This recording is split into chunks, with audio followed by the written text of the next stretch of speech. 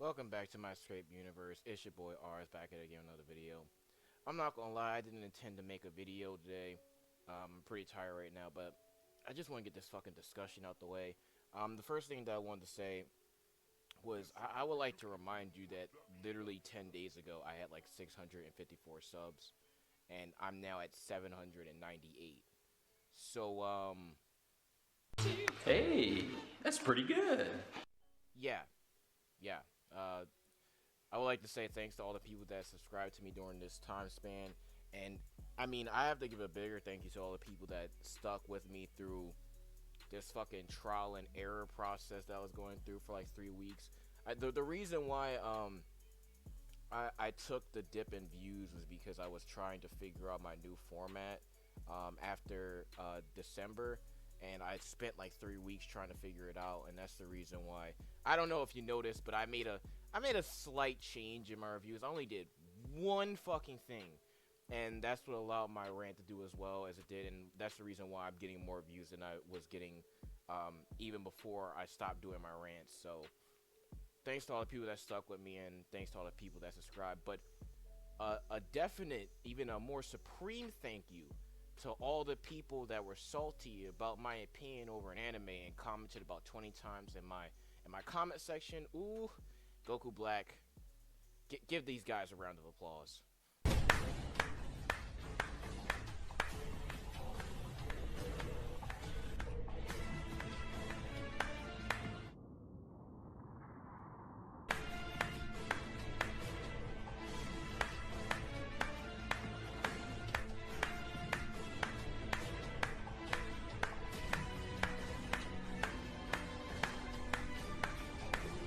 Alright, enough of all that. So this shouldn't be too long because there's not a lot of things that I want to talk about. But the first thing we're going to cover is the most major topic that everyone's talking about in the comment section. Um, Actually, no, before I go into that, I noticed that a lot of people were correcting me on the androids not feeling pain thing. I get it. There's a lot of people who are just like, no, dude, I'm sorry, you're just wrong. I get it, alright? I accept it. I hold the L. I'm wrong. You can stop commenting about it now, alright? So, like I said, like, way back when, I mean, I rely on you guys to correct me when I'm wrong or if I say something that's completely fucking stupid. I don't take any offense to being corrected, so if I commented on you correcting me and it sounded like I was being salty or something, trust me, it's not. I've accepted being wrong multiple times in the past. I'm not infallible. I don't think I'm one of the smartest motherfuckers on this platform, but like I said, I rely on you guys to correct me when I'm wrong. So if you have to do it, do it. I don't want to have a fucking fan base of just a bunch of people that are fucking riling me up all the time and never challenging my opinions on anything. So, thanks for correcting me on that one. Now let's go into the main point, which is 17. So there's 3 points that I wanted to go into. The first point is 17 being able to damage Toppo. The second being whether or not 17 is actually dead or not, and 3, whether or not why he was even able to explode. The why he was even able to explode thing is the easiest thing to explain, so I'll go over that first. So a lot of people were asking me, well, how does 17 explode if he didn't have a bomb in his chest? It's not that complex. He did it the same way that Vegeta blew himself up in the Majin Buu saga. Okay, you use up all your life energy, and you explode. That's it. Okay, there's no more complexities beyond that. That's just from my understanding. I could be wrong, but there has never been any, real explanation for how that works. But my understanding is that you use up all your life force, and by using all your life force, you get to create an explosion that's greater than that of yourself. So another counterpoint that I've heard is that Vegeta and other people have taken longer to charge. Again, that's dramatic effect. It's for the same reason why motherfuckers, why everybody believes that Goku and friends talk, stand, and fight faster than light. It's for dramatic effect. It's really not much that much deeper than that. You can explain that way just by like when he was actually charging up. Notice how they gave him a lot of time to do those final words, Vegeta in that case. And the same thing for Chaozu when he was giving his final words when he's blowing himself up for Tien. It's the same thing. It's for dramatic effect. It's just that this time, they didn't do the long charge process. He just blew himself up right away. It's really not that deep. That's from my understanding of it. Don't read too deep into it. In my opinion, I don't think he should have blew himself up. I think it was really fucking stupid.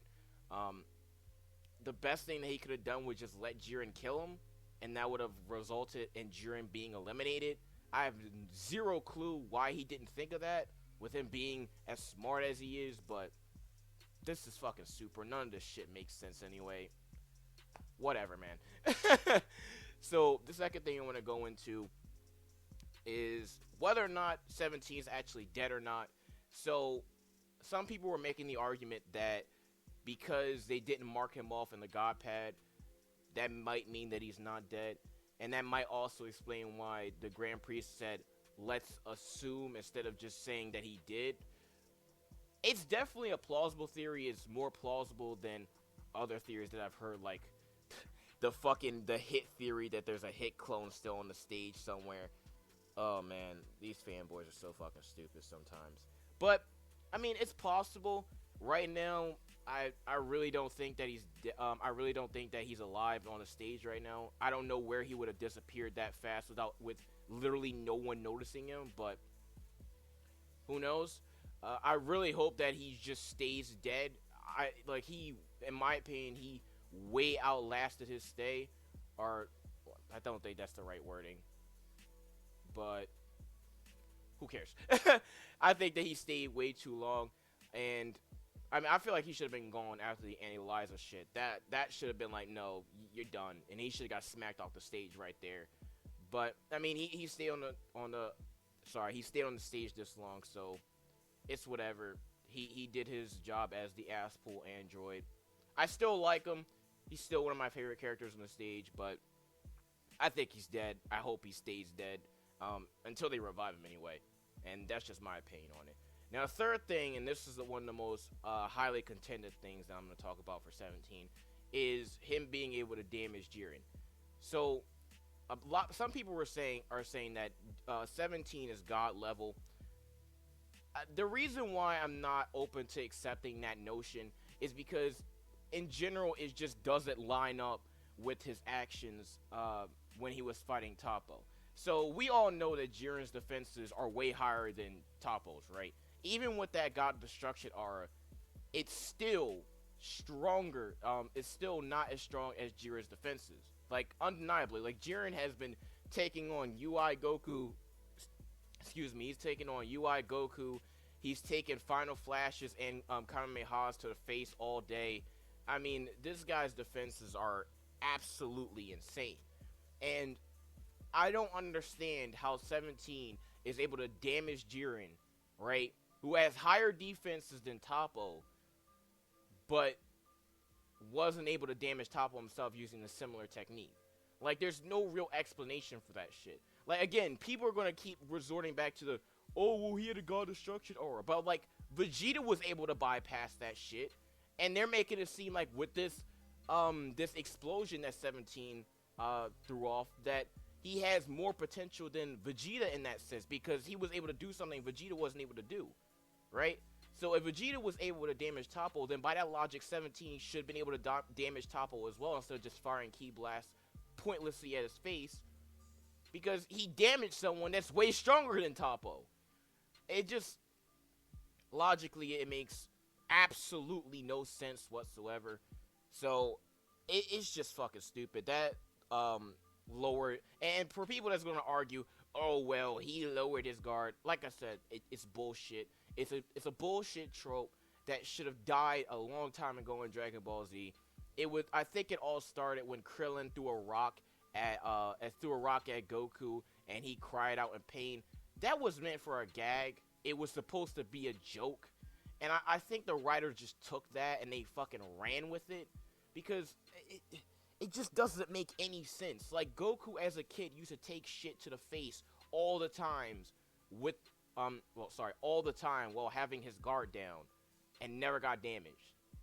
Now all of a sudden one of the strongest guys ever introduced into Dragon Ball, the entire franchise, gets damaged by someone who announces his presence behind you and gives you time to put up your defenses again. Yeah, no, that doesn't make any sense. But of course not. Of course, this is Super. Of course!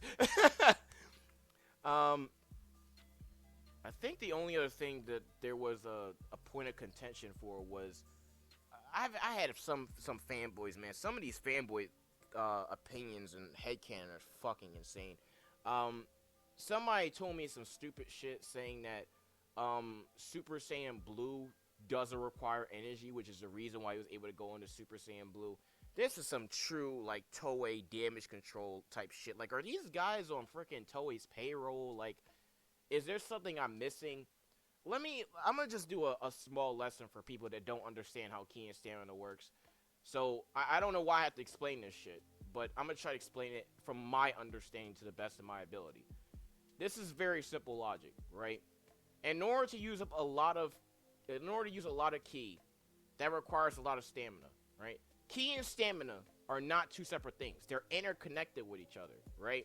That's the reason why Goku and Gohan back in the Cell Saga were trying to master Super Saiyan, so that it used less energy and therefore was less draining on their stamina. That's the reason why Goku Super Saiyan 3 right now, he can't maintain it for very long, because it outputs so much energy that he can't keep up with that energy output. So his stamina can't take it, and if he's on low stamina, he comes right out of it instantly, like you showed in the tournament, right? We literally saw this happen when he was fighting Kale and Khalifa. He showed that he activated Super Saiyan 3 for an instant, right? And then, but because he was low on stamina, because he was tired, he dropped out of it. So Ki and stamina are related. You cannot use you cannot transform without having any energy. I don't know why I have to explain that, but I guess I do.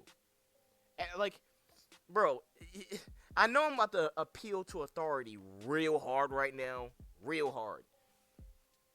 But even fucking Geekdom said that shit didn't make any sense.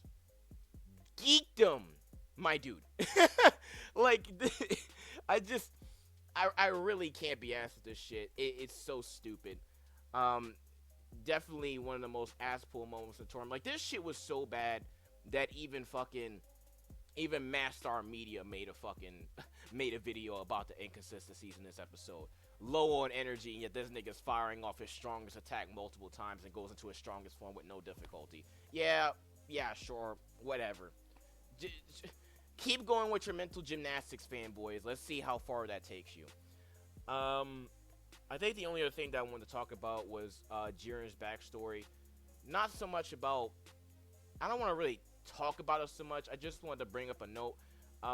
For people that were saying that he had, like, the Uchiha backstory, I didn't really get what people were talking about because I'm not really a Naruto fan. But then I thought about it, and then I remember, I was like, oh yeah, I forgot. Sasuke, his entire village got slaughtered. And then he went out for, his revenge thing. I kind of see where you guys are coming from. I think it's like a merge of, like, the Batman trope where, because, like, the parents dying thing is definitely a Batman thing. Like, that's a Batman trope. That basically started with him. And then they kind of merged in some Sasuke Uchiha level shit in there. And then they threw in some Rocky Balboa. Like, oh my god, that Rocky Balboa shit is funny as fuck, bro. If you don't know what I'm talking about, look up Rocky. And when he has the beanie on, Jiren literally has the exact same beanie, bro. Look up Rocky on when he was doing his run, and then look at Jiren. I swear to God, it's the same beanie. I swear it's the same beanie. That shit is so funny, bro. And the fourth thing was they also bit off of the Toguro thing. Again, I'm surprised that more people didn't call this shit out, but luckily I wasn't the only person that called this shit. Who called it? Laughing Stock. A couple hours after I dropped my review, he literally said the exact same shit. Like, they combined the Batman and Toguro shit. So thanks for Laughing Stock for pointing that shit out as well. For people that watch Yu Yu Hakusho, you recognized it as well. But I'm glad that he called it out after I did. I'm not saying that he called it out because I did. I'm not that fucking delusional, alright? I'm aware that I'm not ultra relevant on this site, okay? Don't get me wrong. I'm just saying that I'm glad that he added on to that to further support my point, if that makes any sense. Other than that, that's the only thing that I wanted to talk about. I'm probably not going to make any other videos this week, except for the rant on Sunday. Well, not a rant, but review, rant, whatever.